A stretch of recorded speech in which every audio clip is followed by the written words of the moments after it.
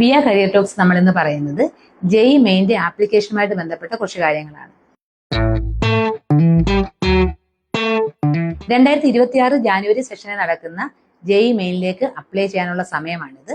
2025 November 27 വരെയാണ് ഇതിലേക്ക് apply ചെയ്യാനുള്ള ലാസ്റ്റ് ഡേറ്റ്. അപ്പോൾ നാഷണൽ ടെസ്റ്റിംഗ് ഏജൻസിയാണ് ഈ എക്സാം നടത്തുന്നത്.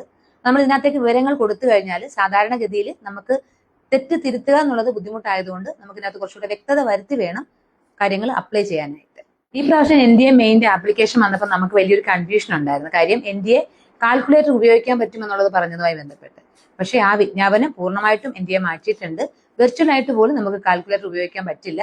കഴിഞ്ഞ വർഷങ്ങളിലൊക്കെ എങ്ങനെയാണോ എക്സാം നടന്നത് അതുപോലെ തന്നെയായിരിക്കും ഈ പ്രാവശ്യം എക്സാം നടക്കുന്നത്. ഇതിലേക്ക് അപ്ലോഡ് ചെയ്യാനായിട്ട് നമുക്ക് 5 ഡോക്യുമെന്റ്സ് ആണ് വേണ്ടത്.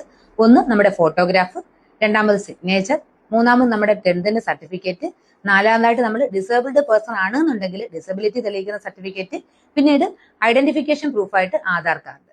അപ്പൊ നമ്മൾ ഈ ജെഇ മെയിന്റെ ആപ്ലിക്കേഷൻ ഫില്ല് ചെയ്യുന്ന സമയത്ത് അപ്ലോഡ് ചെയ്യാൻ ആവശ്യമായ ഡോക്യുമെന്റ്സിനെ കുറിച്ചാണ് നമ്മളിത് പറഞ്ഞത്. ഇത് കൂടാണ്ട് നമ്മൾ എക്സാം പേപ്പർ ചോയ്സിനെ കുറിച്ച് അല്ലെങ്കിൽ നമ്മുടെ കോൺടാക്ട് ഇൻഫർമേഷനെ കുറിച്ചിട്ടൊക്കെ കുറച്ചും കൂടി അത് നമുക്ക് അടുത്തൊരു വീഡിയോയിൽ പറയാം.